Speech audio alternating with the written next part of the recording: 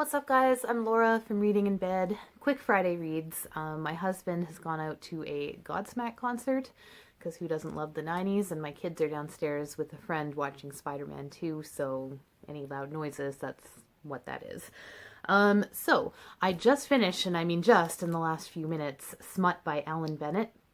I have a other video either before or after this coming about smutty literature, go figure, where I talk quite a bit more about it, but I'll just say that I'm so glad to have discovered this author, and isn't it the best feeling when you discover an author who not only has a huge body of work out already, but they're still alive and potentially still writing. It looks like he's well known for his memoirs. He's also done lots of theater and television writing since the 60s, so these were two short stories. Both are, fairly smutty. They're also really funny, really well written, poignant in ways, and surprising, completely original and unlike anything else that's out there that I can think of. So really happy to have read this, and now I really am thinking about picking up an uncommon reader, which I dismissed as too cutesy and too silly, whatever.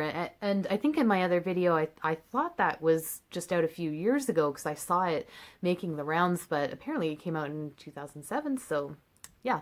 Anyways, this was wonderful. This was a recommendation from Too Tight Lautrec, who, if you haven't checked out her channel, and if you like Shakespeare, you really need to, so I'll link that down below.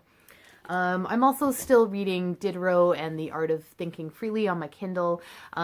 It's really good. The only difficulty I have is the chapters are really long, and when I read on a Kindle, it's that's what I like to pull out in a waiting room or whatever when I have just a few minutes. So sometimes seeing that little 28 minutes left in chapter can be a little daunting, but it's really good. It is very readable for someone like me who is not very knowledgeable at all about the Enlightenment or French philosophers or anything. It's really neat to make connections to, Diderot writing his encyclopedia entries and basically getting canceled, as we would say today. Although, in the 1800s, or the 1700s, I should say, the people doing the canceling were the Pope or the King of France. There's still parallels, and even the way they're funding, Diderot and his buddies are funding this encyclopedia they're trying to write is all through subscriptions. They sell subscriptions to people before any of the writing's even done, which is basically crowdfunding. So yeah, it's really good. It's going to take me some time to get through, but that's okay. What else? I did finish Mouthful of Birds by Samanta Schweblin. This seems to be getting a really bad rap, and I think it's due to hype and people's expectations because everyone was in love with Fever Dream.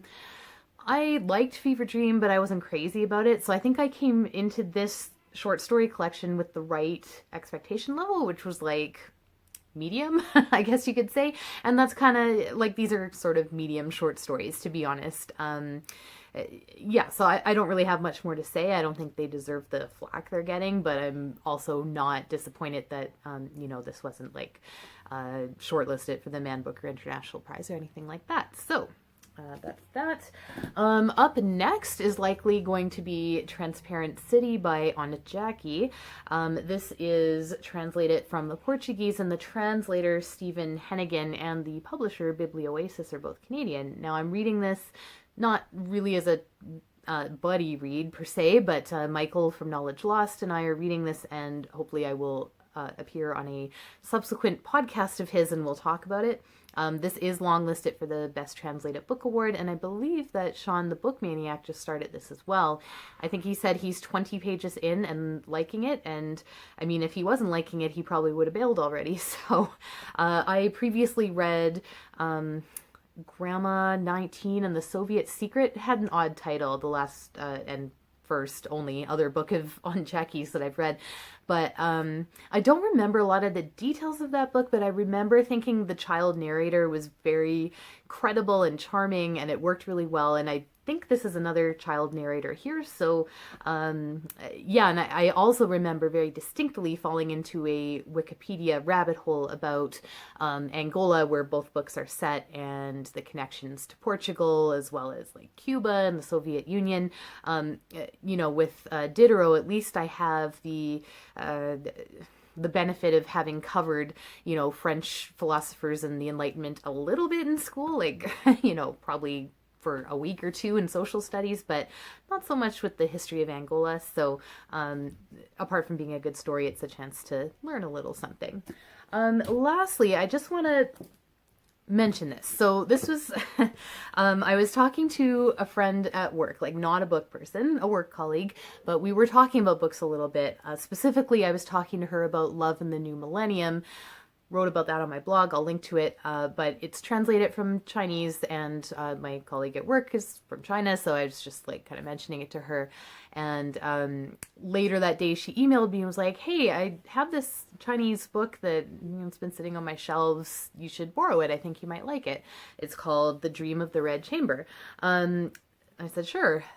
And I Googled it and found out that not only is it like widely regarded as the greatest Chinese novel ever written, it's also from the 18th century and 2,500 pages long. So first of all, I love the fact that she just, you know, offered to lend me this book without mentioning any of that, just very casually. So obviously, you know, she's a person who gets me. But the other thing is, I've been on the fence and really leaning towards not doing my usual summer read-along in which I choose a very large and intimidating classic to read. I gotta put this down, tendinitis.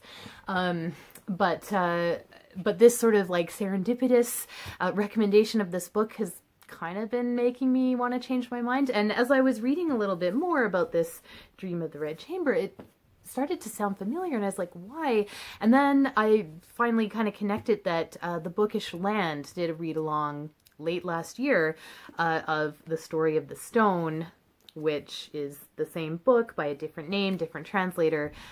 This one comes in several volumes. This one is like an incomplete set of, there's a whole thing. Like, I'm doing some research. So I guess the point is, I'm thinking maybe I will do a read along of this. I don't know. I'm a little intimidated just because, you know, like if you think 18th century France stuff is intimidating for me, 18th century China is like a whole other level. So I don't know. What do you guys think? Have you read it? Would you be interested in a read-along? I know read-alongs don't really get as much interest here on BookTube, or maybe just mine don't. But anyway, that is what is on my mind this evening. Guess I should go check on the kids. So thanks for watching.